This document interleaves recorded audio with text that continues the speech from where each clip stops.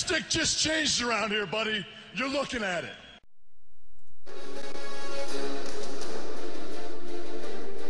You are now listening to the Outsiders Podcast, the most exciting and hard-hitting show on the net. And now, bringing it hard as always on the Kansas City Chiefs and the NFL, here are your hosts, Clint Schweitzer and Noah Groniger.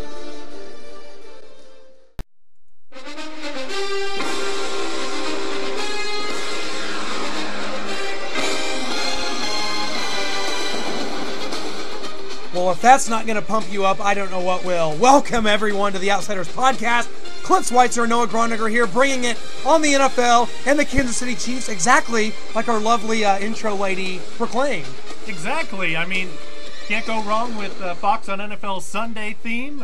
Feel like I'm getting ready to watch a game with the commentators John Madden and Pat Summerall. I love it. That brings it back. I'll tell you what. Maybe you wish that's what we were watching here this past Sunday as Kansas City goes to Cleveland and loses in pretty much the same fashion they've lost just about every game this year. And you know what? It just feels right. It does. I loved seeing our top wide receiver, maybe our best player on the team, Dwayne Bowe, go in motion to do a backside cut block on a Jamal Charles run and get injured, breaking 2 ribs, cracking ribs, and he's on injured reserve out for the year and maybe never to be seen in Kansas City again. Yeah, very good chance of that, depending on what happens with the front office, what happens with the coaching staff. I think, and the quarterback, he's going to want a good quarterback to get on the ball because he's put up great numbers with crap quarterbacks. Yeah, and I think that's going to come into play for Bowe, and it's understandable. If he wants out of here, him and probably about everybody else, including us fans, want out of here at this point. But can't blame him. I don't know what the chances are. The Chiefs are going to have some decisions to make. Brandon Albert, Bowe, Glenn Dorsey, Colquitt. There's a lot of guys coming back. We don't know. We don't know what that's going to bring, but I do know what I saw this past Sunday was exactly the Chiefs team that has been there all year in 2012. Peyton Hillis goes back to Cleveland and just gets obliterated. He is an absolute bust. I don't want to say bust because he signed a 1-year deal. Probably wasn't for much. $3 million, I believe. He's not a good player. It's awful. Brady Quinn is what Brady Quinn is. What we saw in that Carolina game. They all rose up for the Panthers game after that tragedy, and they played their hearts out. They played at full speed. They played for 60 minutes. It was great to see, but couldn't keep it going. Couldn't carry it over to the Browns game, and they just got demolished after that first play from scrimmage, 80-yard Charles run. Nothing after that. Well, nothing. It's 2-11 now, and back to reality for this team. And we talked last week with Sean Salisbury, Corey Mays, Jarris McIntyre, all about the situation that happened here, and there's no need to rehash that. We're going to have Kevin Ross, The Rock, come on, talking Chiefs with us here in just a little bit, and we're going to be talking about the rest of the NFL as well, because, hate to say it, Noah, but the rest of the NFL is just a little more interesting right now. No! 2-11 Chiefs, we got a lot going on. Oh, no, we don't. No, yeah, exactly. So maybe Tom Brady can save us. We're going to be talking about the Patriots, the teams that we think right now are going to be coming really into the forefront the last 3 weeks of the season and on into the playoffs. We're going to be talking about that too. But just going over that game a little bit, I mean, just to touch on it, I didn't see Wes Welker or Andre Johnson doing backside cut blocks.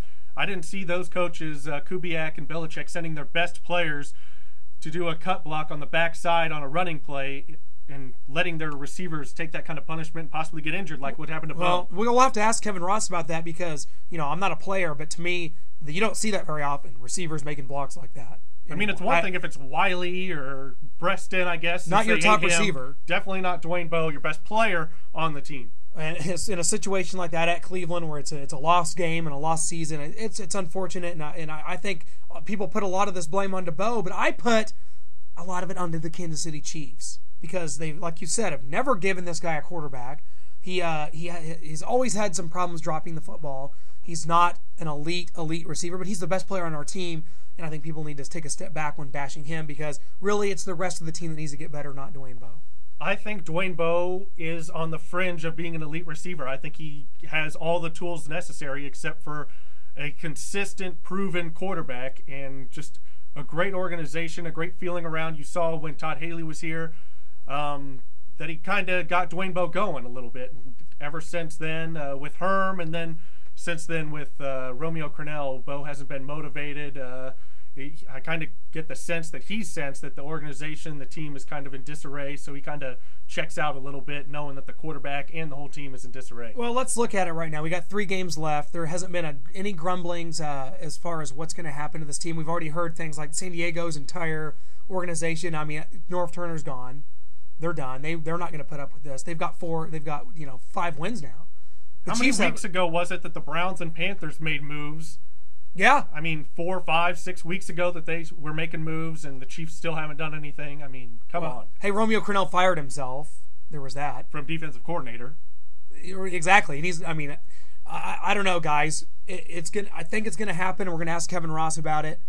I think it's going to happen. I know everybody, beleaguers this point because these guys handled the situation so well with Belcher, and we've talked about it. We talked about it with Sean Salisbury, but I agree with him in that we're back to reality now. We're back to the business of winning games, and these guys are 2-11. They're inept. 2-11. They cannot do their job. They are horrible, and they need to go. And we got to find some guys, get them in here, get this organization moving in the right direction. And first order of business after we get those guys in place is get our franchise quarterback. Yeah, hopefully. And I want to go back to Cleveland for a minute. This is a team that I like. I mean, I think that this is what they start 0-6. They had some problems early on. You know what? They've won, I think, 3 out of 4. They're really exerting themselves. I think their defense is what's going to carry this team on into the future. I love Joe Hayden at corner. I think their front 7 annihilated us. Yeah, you got Craig Robertson, Jaquel Jackson. You got Jabal Sheard. I mean, Phil Taylor, Atiyah Rubin up front. I mean, they just dominate. You saw some of those plays that they just pushed all of our guys into the backfield and killed us. Yeah, and I'll tell you one thing. Trent Richardson is a man out there now.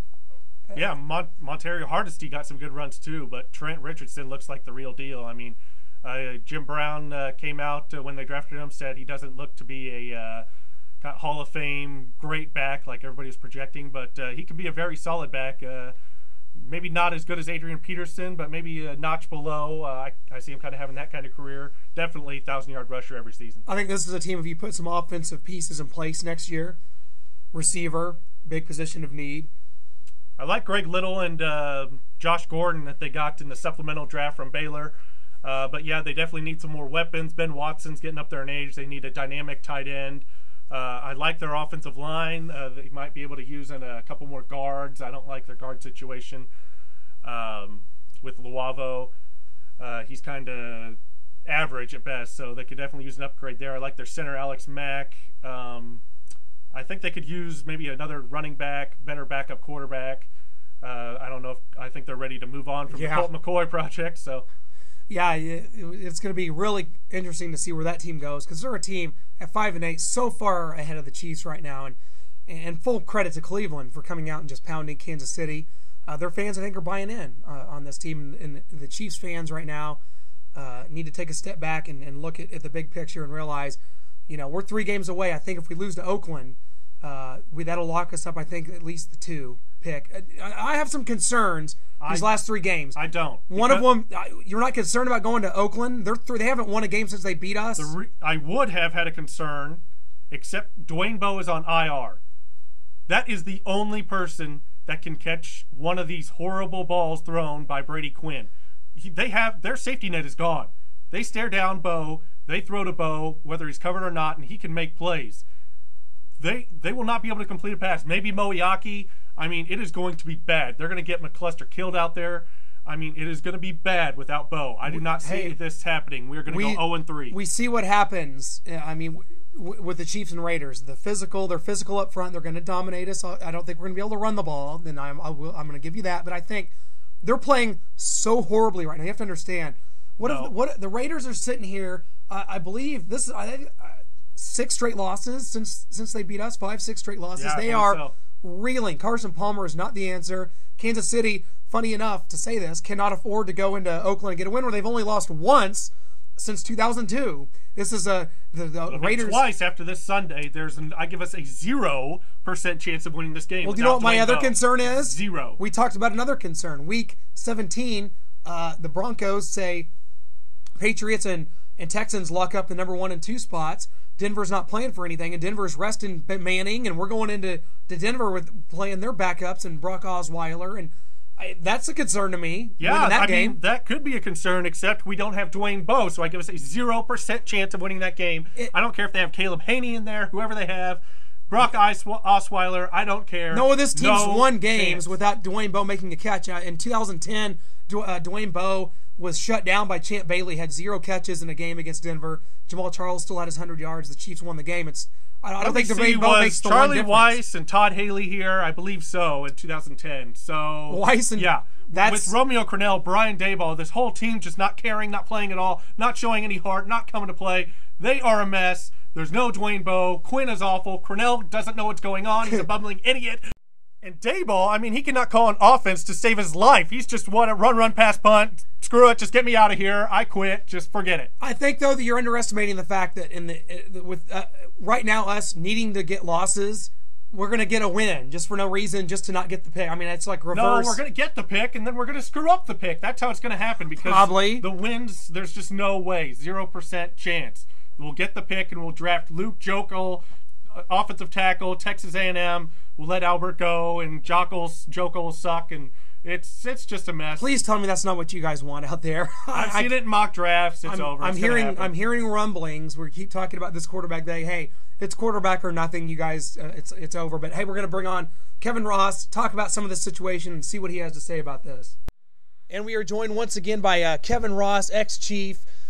Kevin, we're coming off of a very emotional week here in Kansas City, and unfortunately the Chiefs go on the road to Cleveland this week and just lay yet another egg. I mean, just kind of go into your thoughts on this whole situation coming off what was a big and emotional lifting win over Carolina following what happened, the tragedy, and just kind of go into what your thoughts are on that situation, then going and playing poorly at Cleveland. It's a pretty tough situation to get into. First of all, Cleveland's not as bad as their record indicates. They're a pretty good defense. They got some key players that just don't execute, at the right time of the games, but they're pretty good. I kind of figured that, I didn't think that Kansas City would go winless at home, with the Panther game and everything, but it was a tough game. Yeah, and I agree with you about Cleveland. I mean, we've seen Brandon Weeden emerge, and I think that what might interest a lot of people, especially someone like you, a former defensive back, is the play of guys like Joe Hayden in Cleveland. I mean, the defense in Cleveland, I think, is coming around, and if they can get some pieces on offense, I think they're going to be a really good team in the future. Would you agree with that? Yeah, I definitely agree with that. Cleveland's not a bad team. I understand that they'll have jobs open there as well, and that might be one of the most intriguing jobs to get, as far as I'm concerned. I wanted to go into the Dwayne Bowe injury with you. I don't see many top-line number 1 receivers being called upon to do a backside cut block, but that's exactly what Dwayne Bowe did, and it got himself injured. I didn't even know receivers cut anymore, but I mean, if that's how he got hurt, it's too bad. They need Dwayne Bowe on the field at all times. He's probably the biggest threat offensively besides Charles. What that's going to do now, somebody has to step up. Otherwise, they're going to see 8-man, 9-man boxes for sure. It's going to be very hard to run the ball. Yeah, you said you called for the Chiefs to go to Jonathan Baldwin more. It looked like they did in the Panthers game, got themselves a win, and then kind of disappeared again in the Browns game. What were your thoughts on that? I didn't understand it. I thought that there you go. You got something to build off. The quarterback starts trusting him, and he starts trusting the system, and it takes off. That's what I was thinking. But I guess I don't know. I don't. I'm not in the game planning and who's who there, so it's kind of hard to figure out what's going on.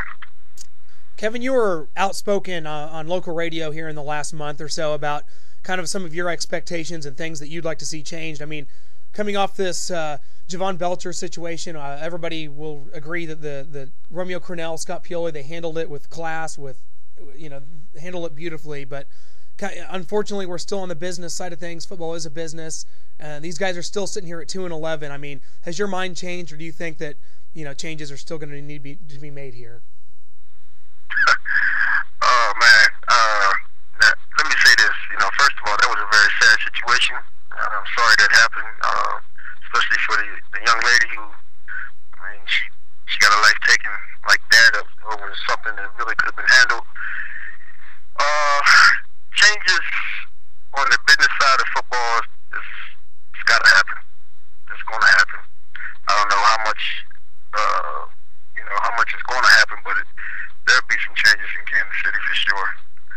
I don't talk to Clark about what's that and who's this and all that kind of stuff, but I'm sure that he understands that there have to be changes. The coaches understand there have to be changes. And I would hope that, the thing that, sad thing about it is, about me being an ex-player and everything like that right there, let's not put the whole of this on the coaches. I mean, the player has to make plays. He definitely has to make plays, so it's not all, it's a combination. Yeah, I totally agree with you. Just going back to the Panthers game, I mean, it looked like they came out with energy and focus and were really wanting to get that win after the horrible tragedy they went through. And then fast forward a week later, this past Sunday to the Cleveland Browns game, and they just came out flat. They had that 80-yard touchdown run, but after that, I mean, the wheels just fell off the thing, and they just got whooped. Well, I want to, here's what I want to see. And I think that other people want to see it as well. You want to see a consistent football team. You want to see consistent effort. You want to see, you want to see players. You want to see players making plays, and you want to see, the tackling improving and things like that right there. The game planning part of it, like I said, I don't know, what the Chiefs' intentions are or whoever, nobody's intentions. I just know that it needs to be clearer and better. Well, in your opinion, heading into next year, one thing that there's been, very unstable here the last few seasons, of course, has been the quarterback position. In your opinion, do you believe the Chiefs are going to finally take that leap of faith, take that first-round quarterback, and try to build from that? No, I don't. I don't think they'll take a quarterback in the first round. I don't see. There was. You start out by saying Barkley was a hot quarterback. You start out by saying Geno Smith was a hot quarterback. This, that, and the other. They faded out.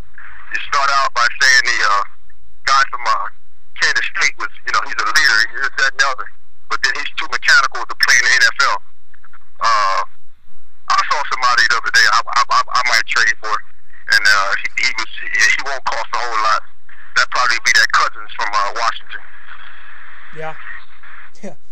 Yeah, would not be anything wrong with that, and I think you're going to see guys like Alex Smith, Michael Vick, those type of guys, and of course, Kevin, as the Chiefs have always gone that route. They have always brought in, even in your time in Kansas City, you saw a lot of Dave Craig, and of course Steve DeBerg, those type of guys. I mean, you guys built solid teams around them. I mean, your defense was that good. Do you think that the Chiefs' defense is in a position that, with a quarterback like an Alex Smith or, like you said, a Kirk Cousins, that they could build around the defense and be a team like you guys had in the early 90s?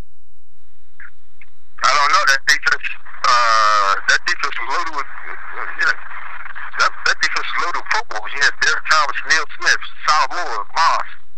The whole secondary, Dino Hackett. That's a lot of stuff.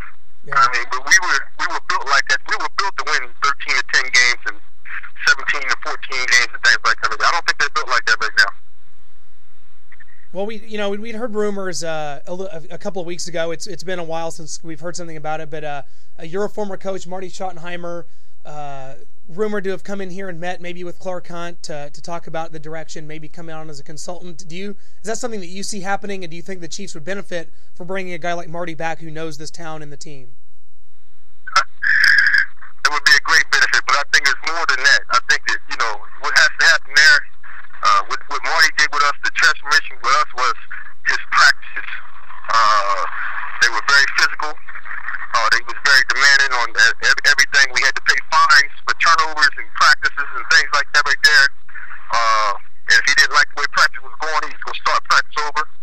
So those are the things you can't do no more. You can't tackle the way we used to tackle.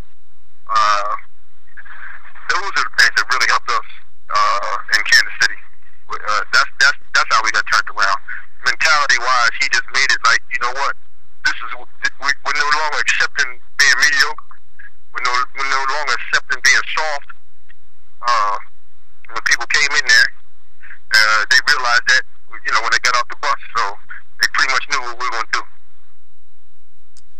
So, with you not thinking that the Chiefs are going to take a quarterback in the first round, do you see them going with Manti Te'o from Notre Dame and hoping that he can turn out to be a Ray Lewis type of linebacker, really inspire and lead this team on defense? I don't know. I mean, is defense the problem? I don't know. See, I don't know that. I would have to sit down and look at the whole roster, look at the whole situation, and then go from there. I know Mateo, he's a good player.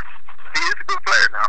The Chiefs have taken first round linebackers before. They took Percy Snow, took another guy out of Michigan that had won the Buckner's Award. So they are known to take linebackers in the first round, but they have to be not only good linebackers, you have to be a playmaker like a Derek Thomas, a difference maker in the game.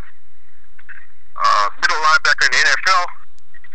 I don't know if that guy's going to be that kind of player. Yeah, it's going to be interesting to see. I mean, Derek Johnson, Tamba Hali, Justin Houston, I think 3 guys you can really build on as a linebacking group. But again, we don't know who the coaching staff is going to be. We don't know if it's going to be a 4-3 or a 3-4 in here next year. And, I mean, how much will that influence something like this? Because personnel is everything in this league. It is. I think their front, for the most part, with all those LSU guys in there, the LSU people were mainly 4-3 guys. Kansas City was running a 3-4. I don't know if it would make a difference in their game or not by going out, to a true end and things like that. I don't know. You'd have to see it. And whoever comes in and, do what they do, if there is a change, which I think there is going to be a change, and that's not knocking Coach Pinnell. I think he's a great guy. I think the guys on the staff actually. I mean, you got some good coaches on the staff, but it's just unfortunate things that happen. Being a former safety, what have you seen from the safety play this year, especially Eric Berry and Kendrick Lewis? You better be good in space. The way the game has changed, you better be able to play man-to-man. You better be able to tackle in an open field. If you can't do those kind of things right now in the NFL, then you're going to pretty much be in trouble in the NFL. They'll find a way to expose you. You saw that last night with Brady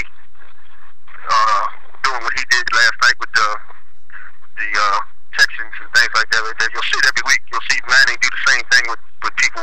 If you don't have good cover guys, they'll expose you. They'll find you. Yeah, it's going to be really interesting going forward. We'll see where this team is, and as we head to Oakland next week, going to be very interesting to see how we finish the season. But Kevin, I'll tell you what, thanks so much for joining us. Your insight's always appreciated here, and we just love catching up with you, man. Catch up with us soon, okay? Okay. All right, Rock. We'll talk to you, Rock. Thanks. Yeah, bye-bye. And thanks a lot to Kevin Ross for joining us. The Rock! The Rock coming on here, man. Great player, one of my favorite ex-Chiefs. And you know what? He's been on with us a couple times this year. And I think in his mind, change is a-coming. Yeah, Andy talked about how he doesn't believe that this organization is going to draft that first-round quarterback. Wow. Might be Te'o, might be that Luke Jokel.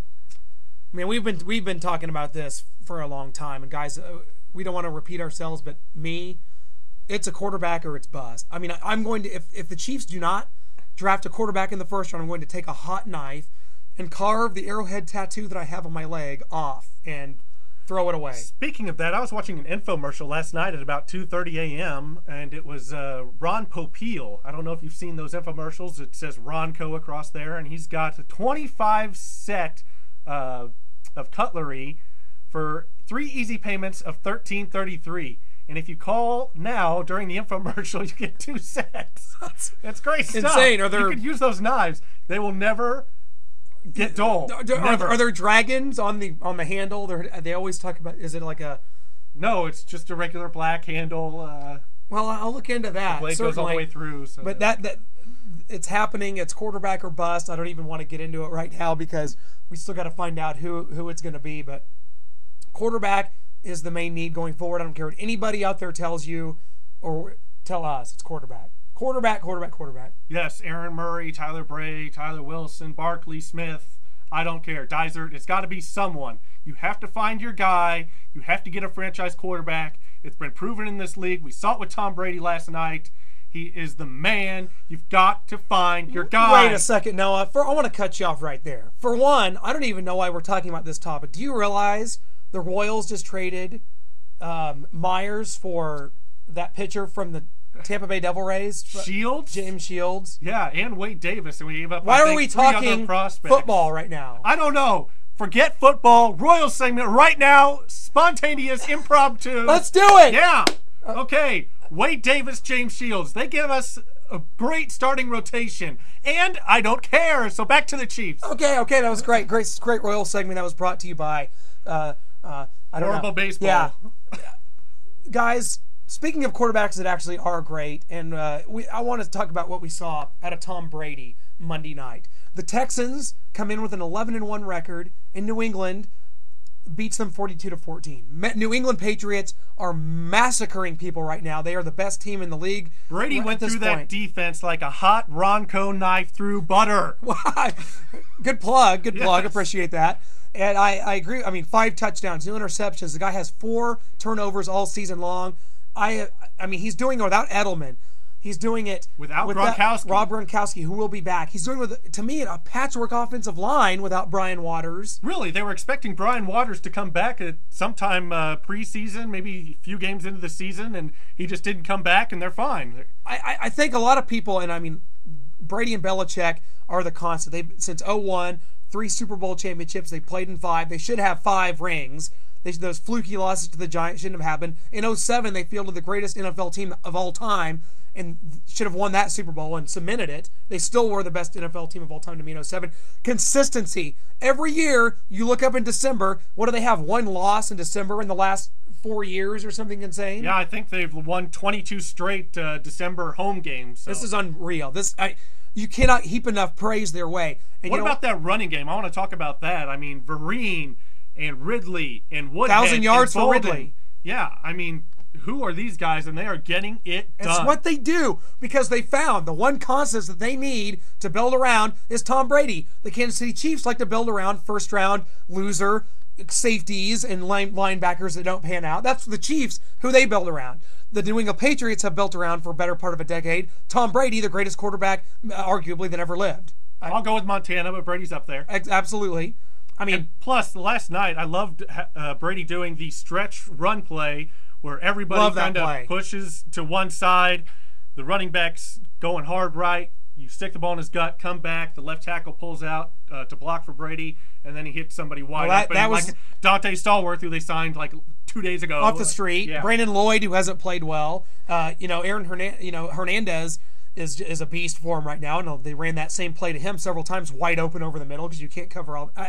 Huhu Manuwani, the other tight end that's playing since Gronkowski's out. I like the Patriots defense. I like what Vince Wilfork is doing in the middle of that 3-4. He is getting pushed like we need Dontari Poe to do someday. He is biting balls down. And the SEC linebacking group, Mayo, Spikes, Hightower, are playing at a very high level. By the way, their secondary, Dennard and Aqib Talib. And then you got Devin McCourty, who they drafted as a corner, went to the Pro Bowl. Now they're moving him to safety. I mean, Dennard was a 7th-round pick. Talib was a loser, just thrown away by the Bucs. Steve Gregory's a free agent from the Chargers, their other safety. Dennard was supposed to go maybe 3rd, 4th round, but he had a leg injury that pushed him to the 7th, and now he's really playing at a high level. He covered Andre Johnson. Oh, absolutely. Johnson was ineffective all game, and when you can do that, the Texans are beatable, and that begs the next question. To you, is New England the best team in the league right now at 10-3? Well, if I had to do my top 5 teams, I would go 49ers at 5, the Green Bay Packers at 4, the New York Giants, yes, the New York Giants at 3, the Broncos at 2, and yes, sir, the New England Tom Brady's at number 1. I think you've got Denver and the Giants too high. I have seen the Giants too many times this year get beaten like a drum, And I'll tell you what, the Giants, they're the defending Super Bowl champions. And you know what? At a 9-7 record, they may go win the Super Bowl again because that's what they do. Yep. But to me, a little overpriced on your list there because you still have to give credit to the Texans and to the Falcons who have put together really good seasons. They may not be playing their best football right now, but neither are the Giants. The Denver Broncos, how about the New England Patriots have beaten the Texans, they've beaten the Broncos. Do you know how many wins the Broncos have over winning teams? 2. That's not enough. I don't think they're good enough in the playoffs to win right now. The only team the Broncos can't beat are the New England Patriots, and I truly believe that. Maybe. They could beat the Texans, especially in the dome. Manning loves to play in those domes. And as far as the Giants, I mean, they'll turn it on. Eli Manning is a stud, especially when it comes playoff time. He knows when to turn it on. He's great in the fourth quarter. He's unbelievable, and they'll just go right through they'll march right through the playoffs. They've shown that they do that, and I make fun of it every year because I say, well, the Giants just lost another game, 35-3 to some random team, but yet they're going to the Super Bowl because it's just what they do. The Texans and the Falcons they expend a lot of this energy on the regular season. Good for them. When it gets to the playoffs, good night, go home. The Texans may win one game. I give the Falcons 0 chance to win one game. Zero chance to win one game right now? Yes, the Falcons are going home. I don't agree with that. The Falcons are a joke. They're going home. With the way that defense has been playing until this Carolina game, with Sean Weatherspoon, William Moore have been playing immaculately. I like their front seven. I agree. A running game is going to need in the playoffs. Especially if the Giants go in there, good night. I mean, the Giants will manhandle them. Tony Gonzalez, one last chance to win a playoff game, and you were taking it away from him, saying, no way. I'm ripping it away. Go home. You got drafted by the wrong team, so your career is cursed. You're going home without a playoff game. No, it could be. I do look at this team, the way that teams are playing right now. New England, to me, is far and away number one. They have every week you look up and they're scoring 42, 49. They scored 59 against the Colts, who are a team that's very up and coming, and I love what they're doing with Andrew Luck. But I mean, New England, I don't think even has to get the home field advantage. I think they go to Houston and win in the playoffs. Easy, yeah. I mean, this New England team has won everywhere there is to win in the NFL. I mean, they're about to win another AFC East championship, which I think is going to be their 9th or 10th since Brady's been there. They've owned this division and this conference for a decade. It's unreal, the consistency. As Chiefs fans, don't you want that? Don't you want to build around that quarterback and bring a coach in that knows what he's doing and just build it? Belichick and Brady are the only constants, guys. They've gone through coordinators. Josh McDaniels had 2 stints there. Weiss, Cornell, they thought they were the best things in sliced bread. They shipped them out, and they've been horrible everywhere they've been since. It's New England.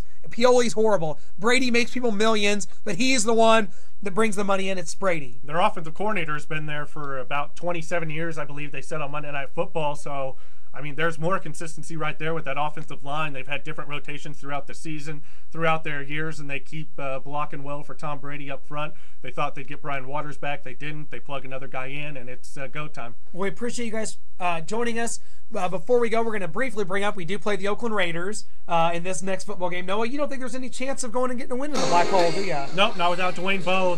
There's nobody out there that can make a play for Quinn, and even if they do, Quinn will throw the ball 10 miles over their head or out in front or get them killed or something. It's over. Guys, join us later in the week. We're going to be previewing Chiefs and Raiders, which I know you're all riveted about. 2 very, very interesting teams right now. Not really, but division rivals. We'll try to bring some great guests on later in the week, and we will talk to you guys then. Thank you for joining us on the Outsiders Podcast. Hit us up on all our social medias and whatever all those are. Yep, website, Facebook, Twitter. Hit us up.